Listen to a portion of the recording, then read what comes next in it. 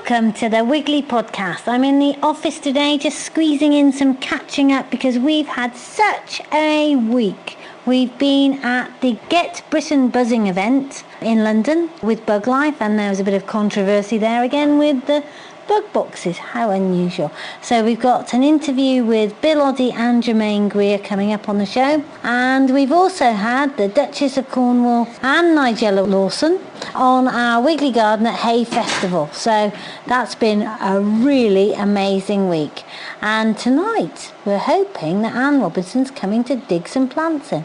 Well, there we are. Nigella planted wild marjoram and the Duchess of Cornwall planted toad flax. Not only that, we had Terry Walton, the Radio 2 allotmenteer on the garden, recording lots and lots of tips that we'll bring to you about veggie growing and gardening throughout the next few podcasts. But first, time for Monty. A Monty Compost Cast, a weekly fact on composting. Keep a bag of leaves next to the composter so you always have a brown material to cover the new green waste additions. This will also help keep the fly populations down in the summer. Thank you, Monty. And Hay sees the launch of our pumpkin seed competition. So if you'd like a packet of pumpkin seeds to grow, if you're under 16, you've got the chance of winning a push bike. And the thing was, I was just taking the seeds out of the showground and I came upon Carol Klein, who saw me struggling with the box and helped me with it to the van. How cool is that? Thank you, Carol.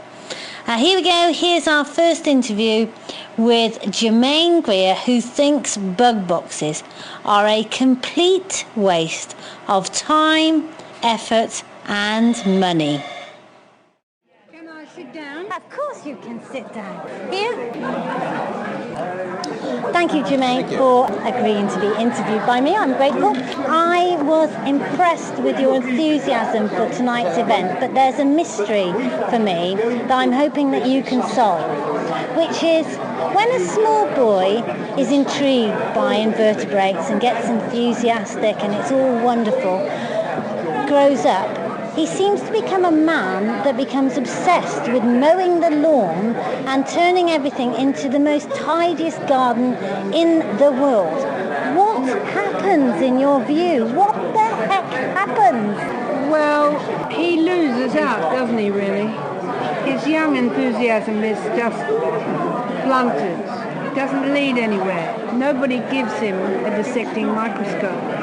Nobody gives him a decent camera with a proper macro lens and motor drive. So he can't collect his insects and he can't put them in his album. He remains a player, a fool, tinkering. That's one of the things that happens. Actually, I don't know too many men who don't hate mowing the lawn. It's a mystery, isn't it? Well, lawn is the most terrible tyranny. When I'm queen of the universe, there will be no more lawn. Do you think the gardening press and the garden centres have a responsibility to help us to accept that gardens should be a haven for all sorts of species and not try and obliterate everything and have a beautifully striped, gorgeous green bit in the middle? As far as I'm concerned, the garden centres can do what they like. But what I would say to anyone listening to me is don't spend your money at the garden centre. If you can't find people to give you cuttings of the things you want to grow, if you don't have a way of bringing them on in July so you can actually plant out things that are a bit special, if you have to buy bedding plants that have been brought up in overheated Dutch greenhouses that are full of super pests, full of huge whitefly like rhinoceroses, if that's what you have to do, then don't garden. Let it go. Just let it go. Let it turn into whatever you like, rough anything. I don't care what the garden centres do because they're there to make money. That's their first responsibility. They mislead the public in lots of ways. They sell them plants that won't grow in their pH. They used to tell you what the pH was that the plant wanted. They don't tell you that anymore. And I watch people walking out of my local garden centre with plants that I could run up and tell them, you've paid £20 for that thing in that pot. You've got to put it into your chalky soil. It will last 3 weeks. It will start to go yellow and it will eventually die. Or else you can run back and buy a whole lot of peat-based compost, which has ruined the peat bogs in Ireland, and try and grow it like that. But that's hopeless because, in fact, the water supply you're going to be using is full of chalk. So give up now. Most of the stuff I see around garden centres is heartbreaking. It's people spending a lot of money and heading for total failure. So what I would say to people, and this is tough, I wouldn't get a job as a correspondent on the newspaper if I said this, because that's what keeps them going. I would say stay away from the garden centre. Don't go there. Don't spend your money there. Give your money to Bug Life. You'll get better value. That's what I'd say. Do you spend money on your garden? So, for example, do you feed your birds? I do feed my birds because I'm surrounded by agri-desert. So there is literally nothing for my little birds. So my birds are fed on sunflower hearts, sunflower seeds, but they call them hearts for some reason. Jemaine, there are no sunflower heart manufacturers in the UK. All sunflower hearts come from China. So if you want to make a real difference, you should... Way. Well, sending me sunflowers. You may think of using black sunflowers because they're produced in the UK. Well, these are already cracked. Yeah. And my little birds can't manage them otherwise. I used to do peanuts, but they're too fatty and they're not right. And I put them in the RSPB holders and all of that. I also have doves, and the doves have taken to swinging on the bird feeders, which is a real... they really annoy me. So, no, I do feed my little birds, but we also feed them because my property is very, very messy. So I see them swinging on seeding grass heads and so on. Have you got any bird boxes up? Yes. Brilliant. Now, as a purveyor of bug hotels, you did give us a very hard time just earlier, which I understand completely. I know that bumblebee boxes are just about a waste of time. But I just wanted to persuade you against being too harsh on all bug hotels. The reason being that I see so many people that have an interest that don't know how to actually move forward. And the bug hotel, which attracts, we've got ones working over there with mason bees in them, it might not be the perfect answer compared to having a native hedge and having a diversity in your garden, but it certainly gives them a head start. And I know that often they'll spend hours watching those mason bees fill up those tubes and get the mud and carry on with it. So I wanted to say to you, will you please not be so harsh on every bug hotel? Just save it for those garden centres who put up ones that don't do anything. Well now, I've got 3 acres. That's more than most people have. But even if I only had the house half acre, I would probably have a dead hedge. Whenever I had to tidy up my trees, move things that were at eye level and were poking me in the glasses, I would actually build a dead hedge. Yeah. You said it must know what you're doing. When we are neatening the wood, we stack all the wood. So we have huge amounts of...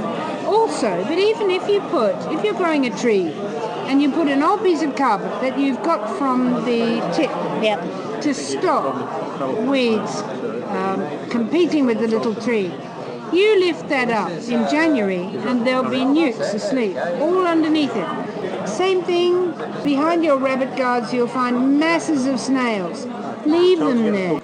Even more interesting, mark them. Try and find out where they go. Visit them every day. Yeah, I like that. Because snails have a very complicated social life, which I frankly don't get.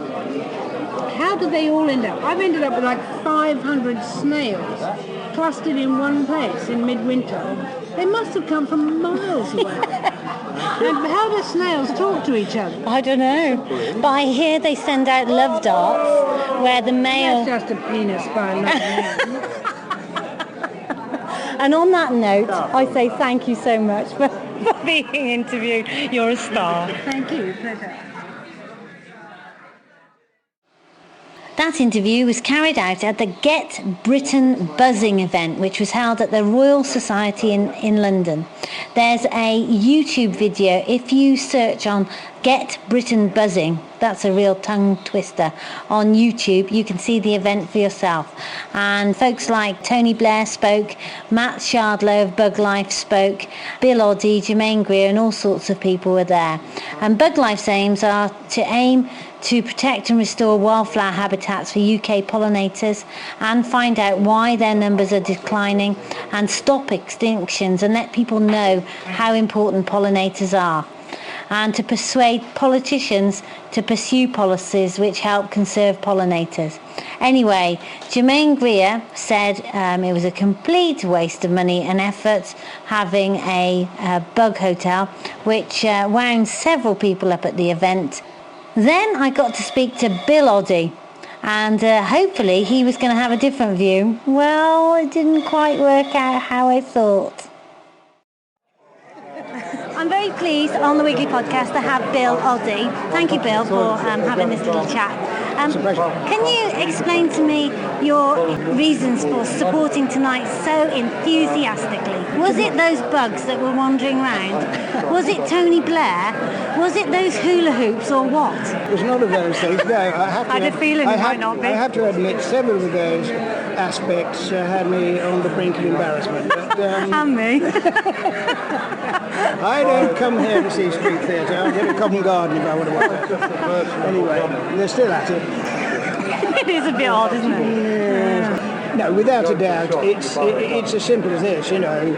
It sounds a bit of a pompous statement, but I'm on the side of life, not just bug life, in terms, and there is no question whatsoever, if you look at the whole of the cross-section of nature, wildlife, call it what you will, that the invertebrate kingdom is more, and I use this word very intentionally, important than virtually any other. Much as I want to save everything from small birds, warblers to tigers to everything else, I'd have trouble actually explaining why that's important. It's almost an aesthetic thing. It's almost a philosophical thing. There's all sorts of things like that. But in practical terms, you couldn't say how our lives depend on some of those things. Life in the sea perhaps does, and certainly we depend on the invertebrates, because not only are there things which frankly are a problem, like mosquitoes and etc., but also we wouldn't have much of the food we eat without the pollinators, which we wouldn't have it. So Einstein came up with a stunning statistic, which was that if bees ceased to exist, that the human race would starve within about 5 or 6 years. Yeah. Now that is absolutely what? Yeah. You think, oh, silly old man's got it wrong, hasn't he? You know, Yeah. He's been drinking again, but you know, and he might have been exaggerating a bit, but you know, the theory is there. Now, on the photo that the chief exec showed of farmland, he announced what a bare and barren land it was. Now, I happened to see the most wonderful native hedge across the side of that photo and across the middle of that photo, and I think often we tend to blame farmers for lots of things, and there was that wonderful hedge. Yes, well, you're absolutely right. I mean, the one thing yes, it infuriates me. The sort of blanket farm and farmer knocking is exceptionally unfair and counterproductive as well. Because in fact, there is no question, there's a very high percentage nowadays, something that's changed in my lifetime, of farmers who not only understand what they have on their farm, but know how it works and want it to be there and actually enjoy having the wildlife. I know I've been in lots of situations. I'm lucky enough normally to be under friendly conditions that I'm filming there, saying what a great farm it is. Yeah. But it's a pleasure, you know, to go to this farm. To the guy say, I remember one farmer telling me he was walking round his farm with an old guy who'd been working there for years. Couldn't move that well, and it was a lovely morning there, and he said, I'll walk around with you. And this old chap was walking along going, I haven't seen any of those. Oh, they used. Oh, that's gone. And he said, by the time he got back, the owner of the farm said he was so upset and angry, a mixture of everything, realising that how much it had deteriorated, that he immediately, it was the incentive for him. It's like, right, I'm going to improve the farm. And it's not that difficult, things can be done remarkably quickly. And this particular campaign, what struck me was what each of us can do in our garden. I agree. I think, if I'm absolutely honest, I think bug life and the whole issue of invertebrates or whatever their subtitle is called, in something sort of League for Invertebrates or something. Yeah. It's got a problem. It's not of its own making, but it's got the problem of jargon, like invertebrates and big words like that. It has an image problem of obviously creatures which human beings have a phobia about, and so on and so forth. It has a kind of affection problem there. Yeah. And I think that's one of the things that they need to sort of combat as well. And I think the other thing that has to, and this is, I know it's a very odd statement, but we're always going on about, how important kids are and so on and so forth, which indeed they are. I think mine are anyway. But how they have a natural interest in wildlife and it's their life, it's their world and everything. But there is a tendency for anything in newspapers or whatever, or indeed even leaflets and and magazines, to make it sound a bit like a sort of kids' society or something like that. Kids' activity thing, Because everybody knows, they always call mini beasts, we're going looking for mini beasts today, children, we're going to find mini beasts. Oh, what have you got there? And immediately, of course, that relegates it to something that under sixes. Yeah, and wildlife in general has that problem anyway. Yeah. Now, as a purveyor of excellent bug hotels, what did you think of that woman going on and on about how awful they were? I'm going to challenge her with it. Because, what a wonderful thing it is to put up a bird box. What a wonderful thing it is to put up a bug box when they come and inhabit it. What do you think, Bill? Well, first of all, that was no woman, that was Jemaines Interview. It was very, very, who will come out and say exactly what she thinks, even more than I do, and with a great deal more eloquence. I'm a great fan of Jemaines, it's absolute gold. And I know what she's saying. Perhaps the bumblebee box, isn't it? It could have been more discreetly put, because I'm going to almost join her on this.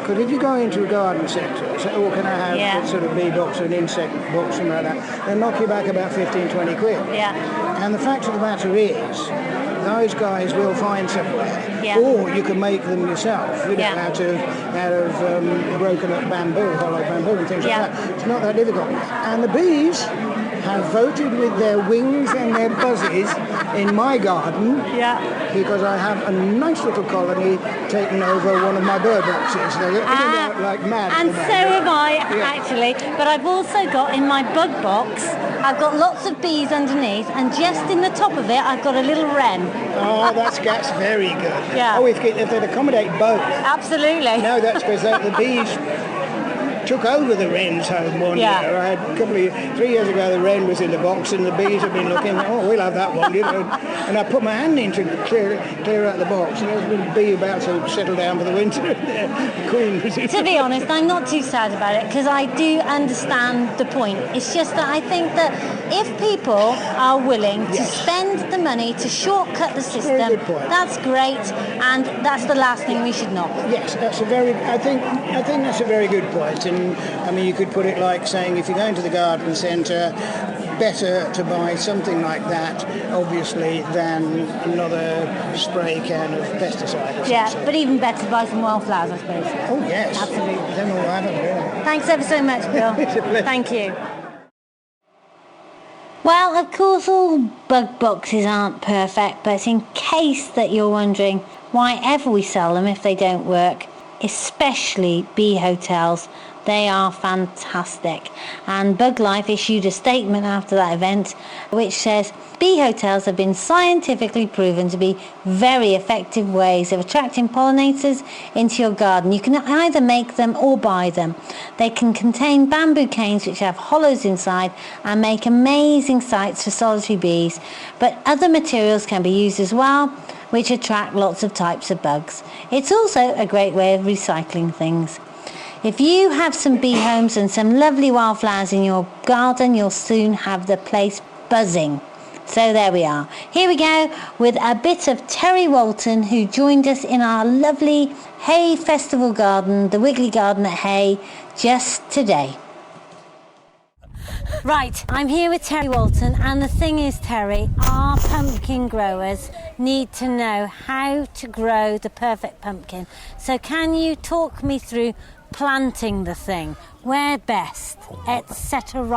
Where best? But pumpkins are, if you want to make a decent pumpkin or a range of decent pumpkins, then they are very, very greedy plants.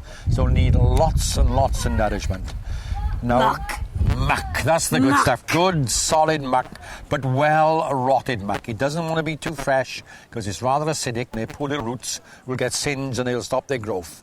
But a 2-year-old compost heap is the perfect situation for a pumpkin. It's great because you're not using every garden. It's allowed to roam free wherever you wish, and it can get its roots really deep down into the real good stuff. So would you plant the seeds in the compost? Oh, no. If you're going to grow, depends what if you're going to grow... I want the biggest. You want the biggest. I want the heaviest. Right, so if you're going to do that, then you have to start extremely early. You need that pumpkin seed sown in April in a warm place in a fairly big pot because they don't like root disturbance. So get something like a 10 or 12-inch pot. Put your seed in, put a couple of seed in is always the best because sod's law being what it is, if you put one in, that's the one that won't come up. If you put two in, and two will come up. Yeah. They're like companionship when they grow in. And then you have to be really ruthless once the seed leaf is formed and rip one out, and then you really got to spoil this one. Keep watering it, keep giving it plenty of liquid feed to keep it going on quite happy. Worm We'll come tea? We'll come not at this stage. That's his treat later on. Okay. Yeah. What sort of liquid feed is good? I tell you what's good at that stage is the bokashi feed because it's a very deep straw, very nice liquid, and you only need a tablespoonful in your gallon watering can. And that also stops something else. You know what's wonderful about bokashi liquid? It stops damping off as well. It stops the base damping. So it's brilliant for that. So get it growing to a big plant, and then come mid-May, you need to get it out. But mid-May is still a bit difficult time in the garden, so you need to put a cloth over it and cover it. And then let it get its roots settled in and quite happy. And then come the first week in June, whip this cloth off, and by then it's made a decent-sized plant. Now, early on in its growth, it needs to make lots and lots of growth. And the way to make lots of growth is plenty of nitrogen feed. And this is where your worm weed comes in handy.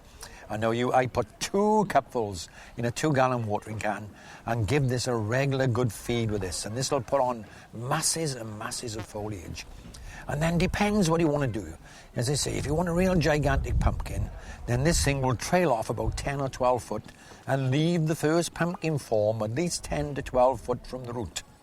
And then keep all the rest of them at bay. Any other ones that form, curtains for them. Really? Curtains for them. You're ruthless. You've got to be absolutely ruthless. If you want a real gigantic pumpkin, then that's the time to do it. Why is that? Does all the energy need to go All into the energy that needs one? to go into one. If you want a monster, then it's got to be a monster, and it's got to have no friends at all. Because one of our classes is the guess the weight pumpkin. So in that case, you could keep several going to hedge your bets, I suppose. Yeah, but then you will not get the giants in. No. Because they will then divert. So you need to decide. You need to decide, do you want 3 or 4 medium size? Do you want a lot of little ones, which are the sort of ones you see at Halloween in the supermarket? Or do you want this gigantic yellow and orange monster in October, which will weigh 13 or 14 stone at least? Or if you're a real good American grower, something like 1,700 pounds, whatever that is in stones. Well, they always want to beat us, The Americans are always the biggest and the best, and Yeah. they feed them on natural oil. But then the answer to that then is, when it's growing, is once it's made plenty of growth, to get the pumpkin to form, you need a potash feed then. And a potash feed, you may have to cheat a bit there. And if you don't really want to go for potash in a chemical form, then something like seaweed extract. Plenty of seaweed extract. Pump into this thing to get the pumpkin to form. It's made its growth, and now you want the fruit to grow. And the other secret of it is lots and lots of water. Now, when I grew my giant pumpkin several years ago... Well, how big? I grew a 12.5 stone. An average size individual. And what did it like? That's like you, isn't it? That's a bit lighter than me. Unfortunately, I was about that at one time. The reason I got bigger and the reason it got bigger is every day it sunk 6 pints of real ale. Really? Yes, it loves beer. It's like a good man. Is this true? This is absolutely true. It was fed on 6... It went through in its growing season 4 75-gallon kegs of beer. And every day it had 6 pints of real ale. We were great mates every night. We would sit there, we became major drinking buddies together. But the secret of the beer as well is it's got plenty of liquid going in. And beer contains lots of natural ingredients, special real ale. You don't want to give it as cider, you don't want to give it as lager. It's not a lager lout.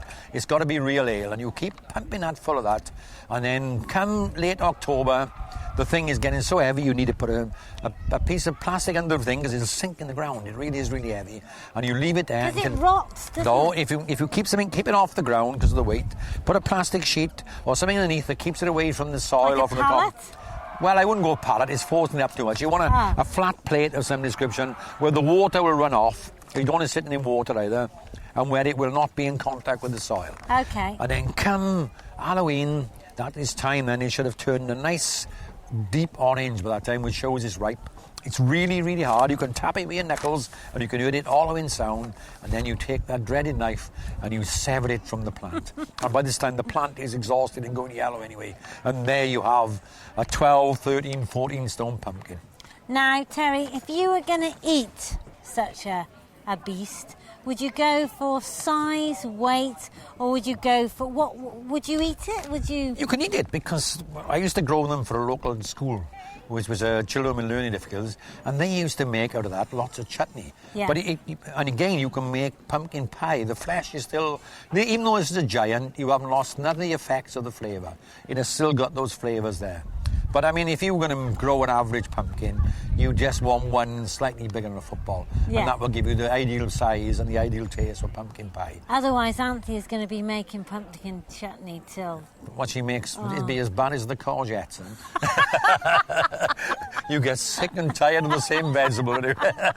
You do. Thank you, Terry. Right. Thanks, Terry. There's the phone going. There's lots of Wiggly orders coming in. The record sales at Hay have been for our jugs, our British Heron Cross pottery jugs. And so we're off to restock the stand. Well, Rach is, and we hope that you're listening next week. Thanks very much. Bye from me.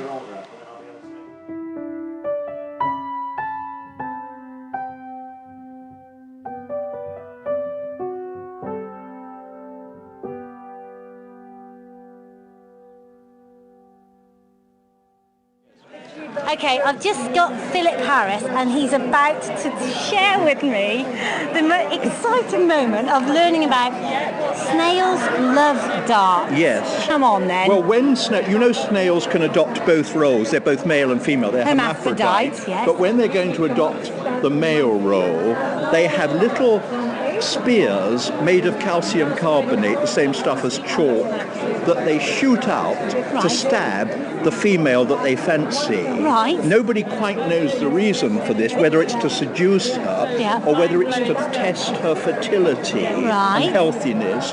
But it proceeds with not every species, but quite a lot of species.